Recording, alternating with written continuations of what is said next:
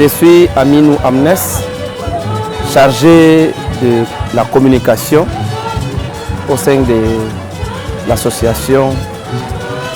Et il y a des choses qui m'ont personnellement marqué et ça a même changé ma vie.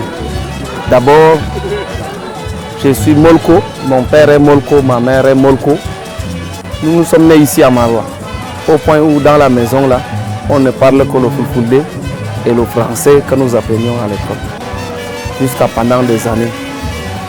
Quand on parlait la langue Molko, pour moi c'était un chien devant la télévision, je n'écoutais rien. Mais ce programme, ou même cette association, a commencé à mettre dans les églises des communiqués s'adressant au peuple moloko de s'adhérer. C'est comme ça, avec l'appui d'un partenaire appelé Capital, ils ont commencé à initier des programmes d'alphabétisation dans les églises. C'est comme ça que moi aussi, j'ai commencé à aller, à apprendre les alphabets que je n'avais jamais vus. Des fois, c'est avec la queue, où les prononciations n'étaient que pour ceux qui, pour moi, pour des initiés. Mais au fil du temps, j'ai commencé à parler aussi ma langue maternelle, la langue de mon ethnie. Aujourd'hui, à la maison, avec ma mère, je ne parle plus le fulfulde, je ne parle plus le français, je parle à ma langue.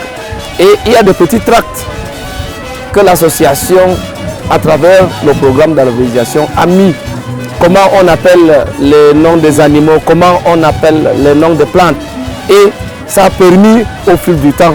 Aujourd'hui, nous n'avons pas seulement ces petits tracts, mais nous avons déjà beaucoup de livres du Nouveau Testament. Le livre de Marc, en ma langue, que je dis Marcos.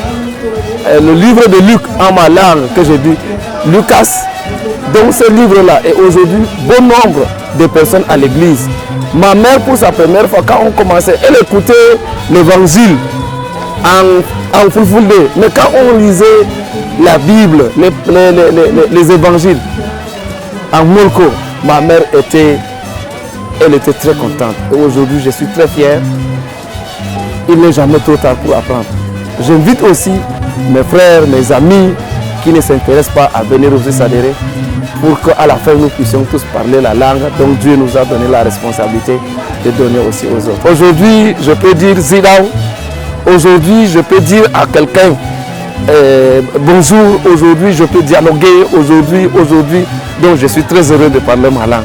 Zidao, à Guinée, Nandenese, Moulao. Aujourd'hui, je suis en train de parler ma langue.